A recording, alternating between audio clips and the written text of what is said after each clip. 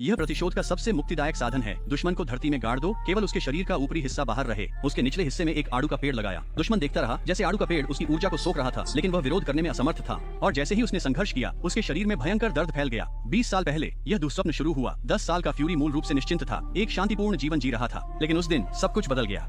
वह हमेशा की तरह आड़ू चुनने के लिए जंगल गया, लेकिन गलती से घुसपैठियों के एक समूह को पाया। उसने उनके मोटरसाइकिल के गैस टैंक को नष्ट करने की कोशिश की और गलती से पकड़ा गया। आशंका में उसने एक चाकू पकड़ा और अपने गले में बंधी सीटी बजाते हुए मदद के लिए लड़ा।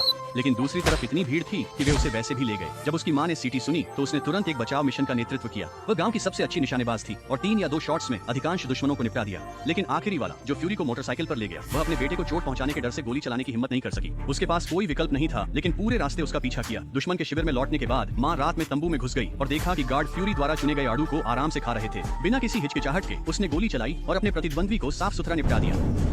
एक महिला गार्ड घुटनों के बल गिर गई और दया की भीख मांगी। कमजोरी के एक पल में मां ने उसे जाने दिया और फ्यूरी के साथ जाने की तैयारी की। हालांकि उसने कभी उम्मीद नहीं की थी कि दूसरी पार्टी एहसान लौटाएगी और तुरंत स्थिति को उजागर कर देगी। जल्द ही पीछा करने वाले आ गए। मां जानती थी कि अगर वह भागती रही तो न तो वह और न ही उसका बेटा जीवित रहेंगे। उसने दृढ़ता से पीछे रहने का फैसला किया। फ्यूरी के हाथों में आड़ू कर्नल को सौंपा और उसे प्रेरित किया, चाहे कुछ भी हो, तुम्हें जीवित रहना होगा। अंत में उसे दुश्मन ने बेरहमी से मार डाला। उस क्षण फ्यूरी के दिल में प्रतिशोध का बीज बोया गया। उसने कसम खाई कि वह उन लोगों को कीमत चुकाएगा।